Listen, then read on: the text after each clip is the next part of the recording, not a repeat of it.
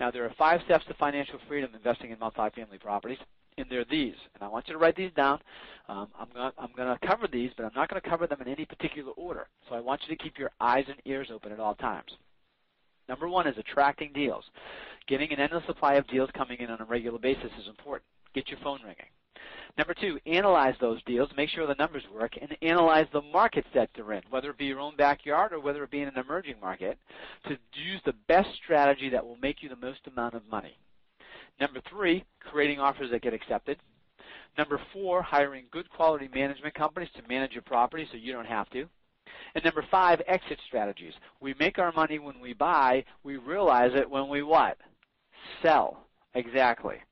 So, you know, if you had seen me 14 years ago, this is what you would have seen.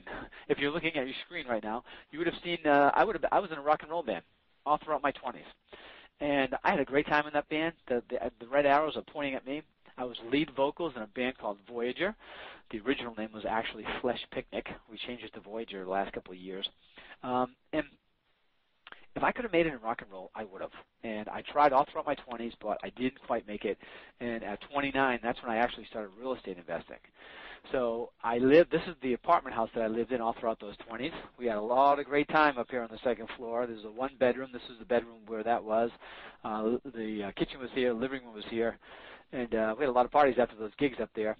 But in reality, all throughout my 20s, I actually struggled in this apartment building. I struggled because I didn't have a lot of cash coming in. Had a lot of bills coming in, but not a lot of cash.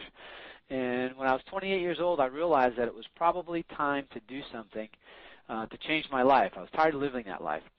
And that's when I started. I started a landscaping company.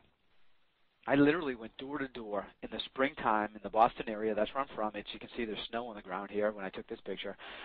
In springtime in April, I went to different neighborhoods and I looked for yards that had high grass. And I went to those doors and I knocked on the doors and I asked those people if I could do their lawn service for the year. And that's how I started my business. And I used to have this picture on my wall as for motivation. And I used to tell people that I was one man with one mower and one dream, because I wanted to be landscape king of the world. But the problem was in Boston we have this thing called winter, you know, and it comes around every 6 months, and like a bad relative, it hangs around for 6 months. And in the wintertime I struggled. In the wintertime I did all kinds of odd jobs just to get by. I used to do a lot of snow plowing. I used to sell memberships for BJ's wholesale clubs and Costco's. Fortunately for me, I had a friend that worked for a bank, and they had foreclosed on a property, and he knew I was struggling during the winter, and he asked me if I wanted to do the repairs on that property. And I said, absolutely, because at that time I would have done anything to get money coming into my apartment.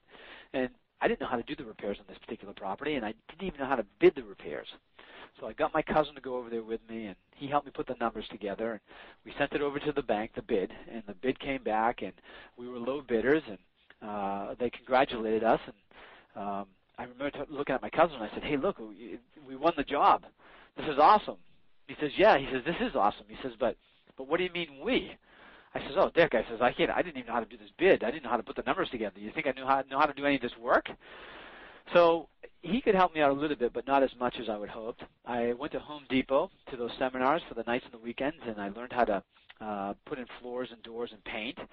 But what I really learned is I was never really going to get any good at any of that stuff. But what I did get good at was calling contractors and calling other friends and family members and getting that first job done. Got the first job done, bank liked the work, asked me to bid another one. I was able to do that one. They asked me to bid a third one. I did that. They liked to work on that one. And it was at that time when I realized that people were flipping these properties. There were two types of people actually coming into these houses. There were the homeowners that were brought in their tape measure, and their primary concern was whether or not their furniture was going to fit. And then you had the investors, whose primary concern was what else was wrong with the property. So the investors would ask me a lot of questions, and I started asking them a lot of questions, like, how much are you going to make on this deal? And they were telling me 20, 30, and 40,000 on the flip. And I thought, man, if I could just have one of those windfalls come into my apartment, that would make a huge difference in my life. So I started doing exactly what you're doing now. I started listening to successful people on teleconferences. I started getting books and tapes, and I started listening to systems. And within a very short period of time, I had enough money to do my first deal. Actually, not enough money. I had enough information to do my first deal, but I had a problem. And the problem wasn't the fact that I didn't have money, because I didn't have enough money. Actually, I didn't have any. I had At the time, I had less than $800 in the bank. It wasn't the fact that my credit wasn't so great, which it wasn't back then. My problem was fear. I was afraid to do my first deal. And can you really? I'm sure you can relate to that, being fearful of that first deal. And I discovered that there were two ways to get over that fear.